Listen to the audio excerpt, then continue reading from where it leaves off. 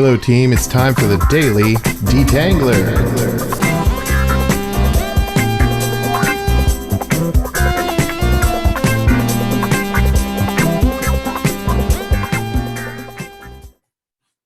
Hello, and good morning, good afternoon.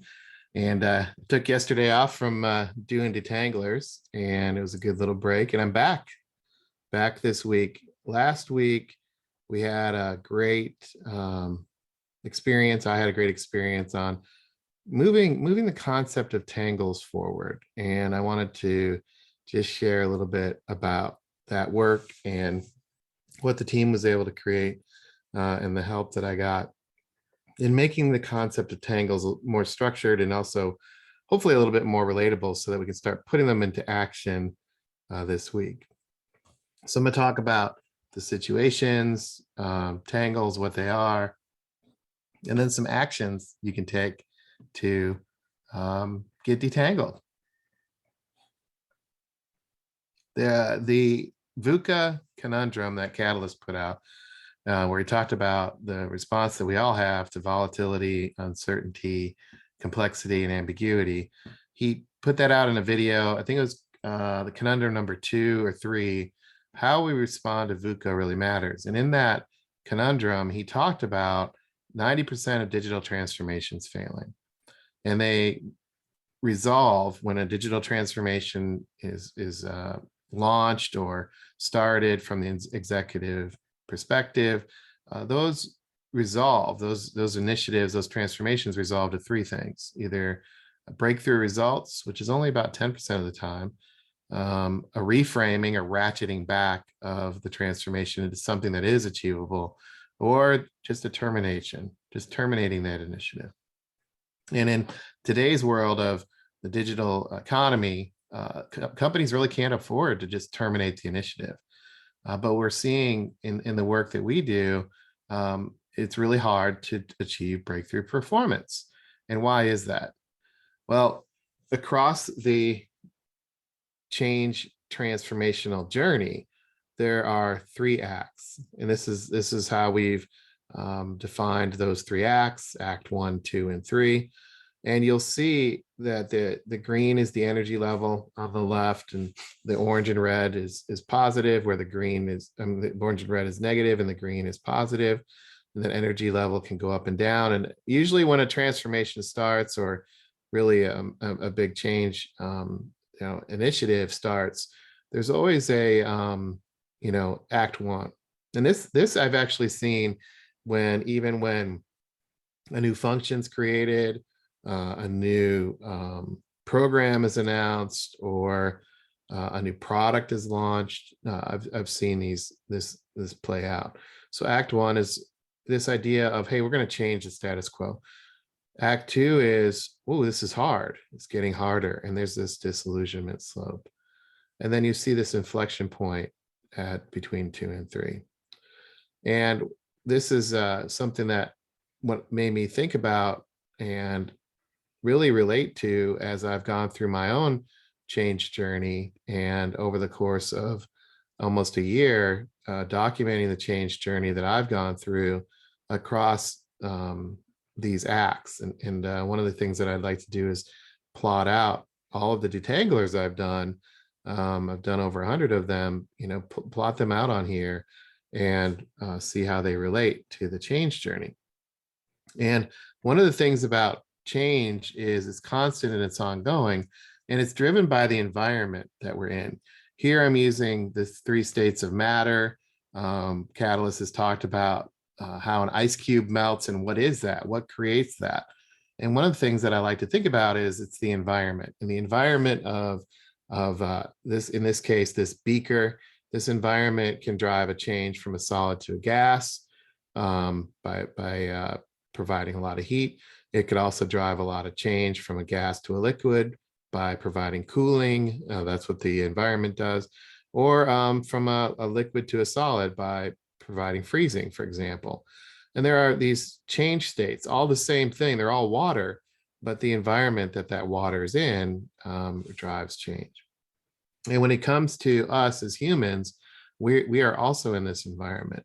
we are molecules, we are organisms in a change environment, and that change environment is constantly changing and ongoing, and how we react is really critical. I've learned a lot about my own reactions to this change environment, and I've moved from perhaps positive to negative. I've moved from slow to fast, back to slow. I've dug in my heels, and then I've also embraced change. And this is my individual response to the change environment that we have, as I try to create momentum or add value or just be part of the team. And that's natural. I think one of the things I've learned in plotting this out and really exploring how do I individually plug into the team environment, for example, is that change really happens every minute of every day. I've learned something by even putting together this detangler. I've learned that there's a way that I can play with introducing the concept of people being blocked and not plugging in, that I call tangles. And because change happens every minute of every day, how I respond matters. And I can't control that change. I really need to figure out, and what I've worked to do is try to figure out, how do I embrace this constant change environment so that I show up well and also I can contribute to the team. It's much like an EKG, a change EKG. Am I paying attention to my response and my emotions and my even my physical and verbal cues to help me stay in tune with the fact that change happens every day and I can't necessarily fight it. So because change is constant, there's a lot of opportunities to try something new. And that's really the scope of where humans, and where I like to explore, is where humans are experiencing this change. What I've seen and what I've experienced is when there's a lot of change externally, people can get overwhelmed and they can get impacted by that environment. These external forces can change our environment. We see this every day. To overcome the challenges of complexity, it's really important to kind of take a step back and to take a deep breath, but also to take the right kind of action that's productive and find ways to move forward. But that's easier said than done. That's easier said than done. I encountered really a lot, quite a few situations where I feel like I'm out of control or I don't have control, and that makes it difficult. So how do I personally choose my response? We have a responsibility to choose our response. There's a gap between response and ability. As Tony Robbins says, we have the ability to choose our response. So how do I do that? Well, in the case of change, there's a lot of initiatives, there's a lot of focus that we have, there's a lot of actions we can take, and these things come out from Catalyst, and he helps us figure out what's important this week. But we're constantly getting new inputs, and we're constantly evolving. There's new people involved, there's new processes to try, there's new information constantly, and maybe trying new technologies. And I have to take different actions and try different approaches and make different decisions, and try new technologies, etc. So in this change state, in this environment of constant change, there's always an evolution of moving from something to moving to something else. And I've worked to try to become more comfortable in that realization. And where the rubber meets the road for me at the individual level is, what actions do I take to plug into a team environment? What approaches do I take to collaborate and get feedback and to observe and share what I'm seeing? What decisions do I make to prioritize my time and to put my finger on keyboard, right? Put fingers on keyboards. What decisions am I making to do what kind of collaborative work? And then from a technology perspective, what tools am I using to help put things out there? And these situations that are constantly moving, how do I recognize that doing something new is normal and constant? And it's interesting, my response to this has in the past been a challenge. There's something new. And I think most people probably experience this is, okay, well, there's something new. How am I going to put myself out there? And that can come in many different forms. If somebody's not comfortable doing something, then they're gonna, have a hard time putting themselves out there. If they feel like they don't have what they need, they might not put themselves out there. Um, the idea of I don't know what I know, and um, I know what I don't know, or I know what I need to do, and I don't know what I need to do, and these things all create challenges in people engaging. And these challenges are important in the context of change. An idea of something new, if there's no first follower or group of people that start with that change, the change will never take off.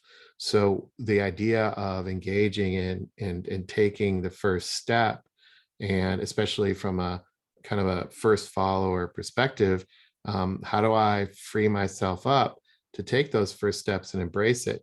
And that can be a kind of a vulnerable act to put myself out there and to share that. Even this PowerPoint that I put together, I'm there's still this part of me of saying, is that really the right words? Is that really the right colors? These seemingly small little tiny details are sometimes easy to get tripped up in, but there's something more important, and it's the idea of sharing, the idea of trying. That's more important than what colors I use or what the exact words are. And that's how change happens, is by people sharing and trying. That's the foundation of collaboration and the creative process to create something from nothing. So if I don't recognize that I have blockers to trying something new, and if I don't know how to normalize those, or to relate to others and say, hey, I'm blocked, that's going to prevent me from taking action.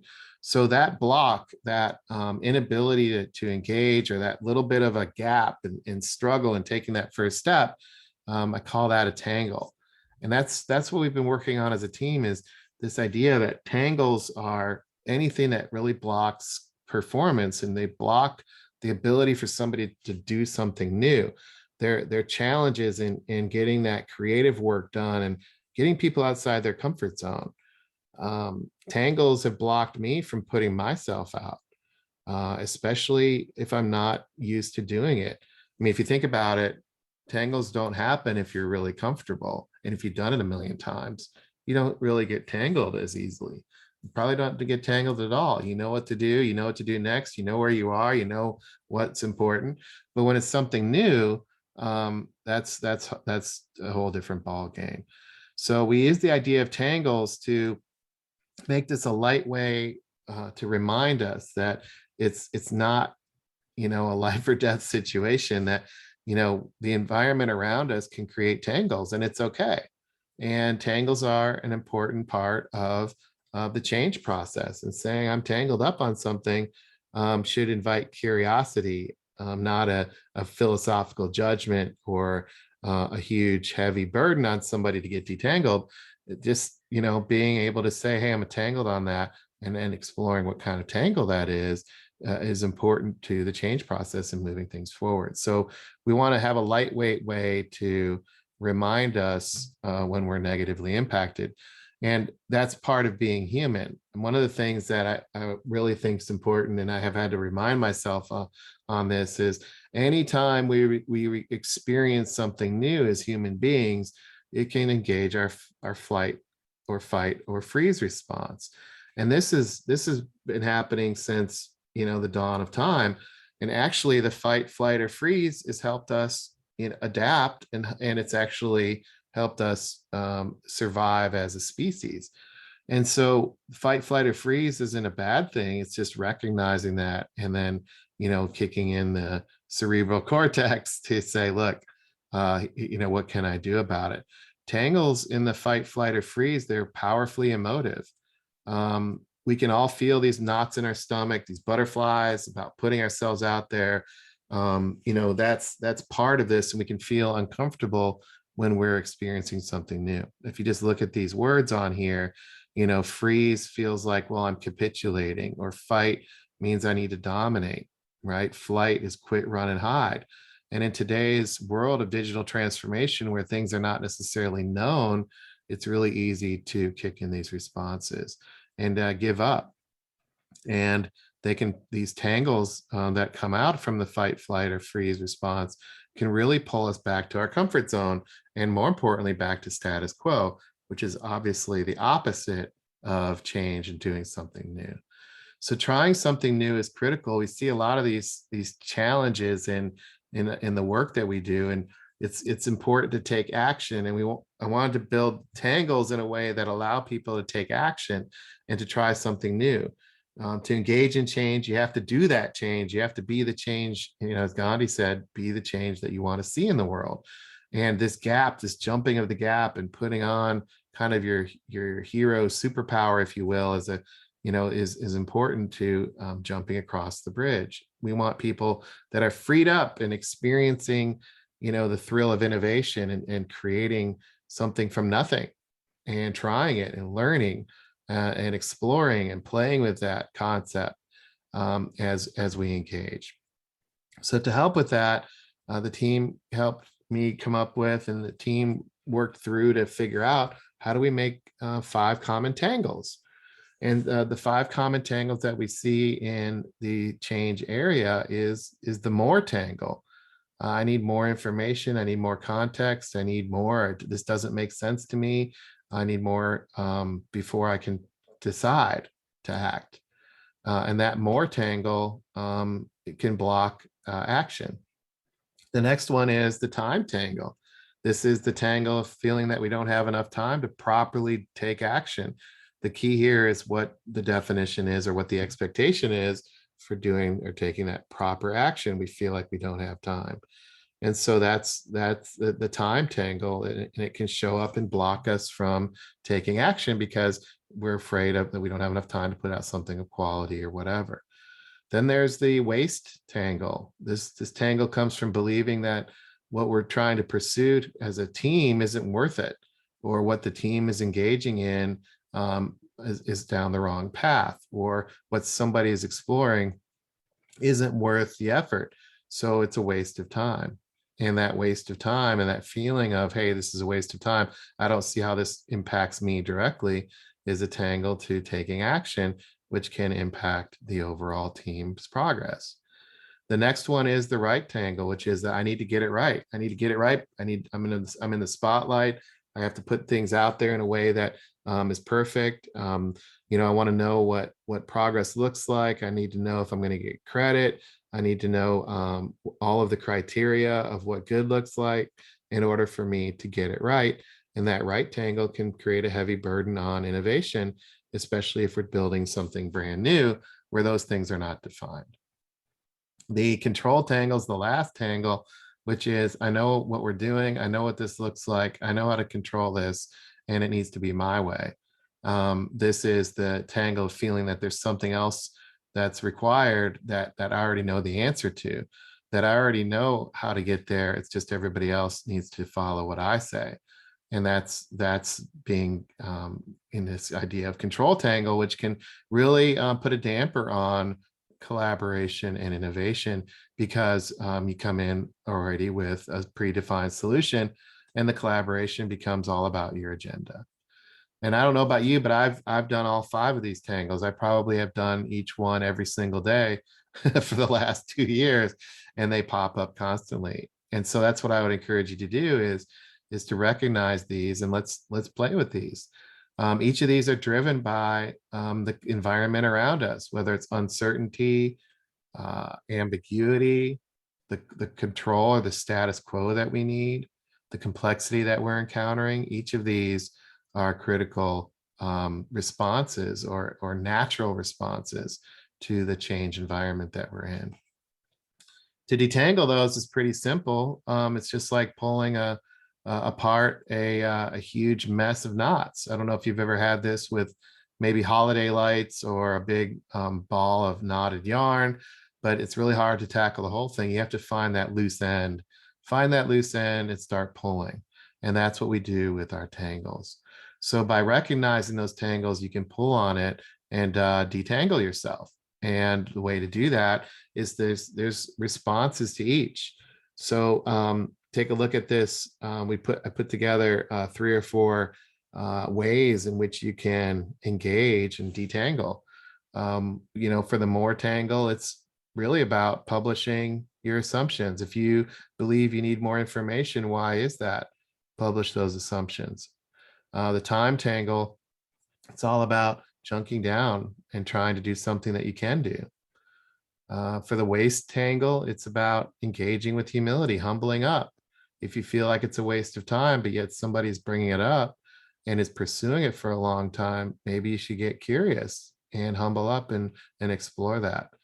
If you have the right tangle where you feel like you have this expectation of always getting it right, ask someone to react to your work in progress. Find a buddy that you can share things with and be more vulnerable with, and practice being more vulnerable and authentic to take a step back and to try something new with them and see what happens. And chances are they're not going to rip your head off. They're going to explore, and especially if you're in the right kind of team environment, they'll want to unpack it with you, for example.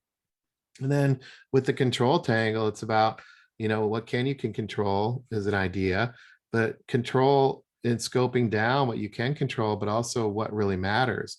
And it's doing both, exploring in this idea of controlling what you can, but also taking a step forward in what really matters, not just trying to get something done.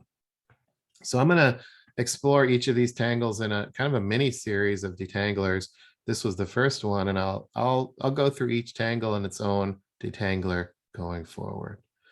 So that's I'd like to wrap it up, is introducing the concept of tangles to share my own journey and how these tangles came out, and then really trusting the process and how the team came together late last week to help give these tangles an identity that we could practice and prototype out, because it's about getting it right, not necessarily being right. Those tangles now are in a prototype phase that we can all start putting them into action. And I look forward to hearing your information, your take on these tangles as you put them into action. And that's my ask of you, is to print out the tangle slide and try it, and please share where you're tangled, and that'll help me help the team. All right. Okay. Let's talk to you later. Have a good one. Take care.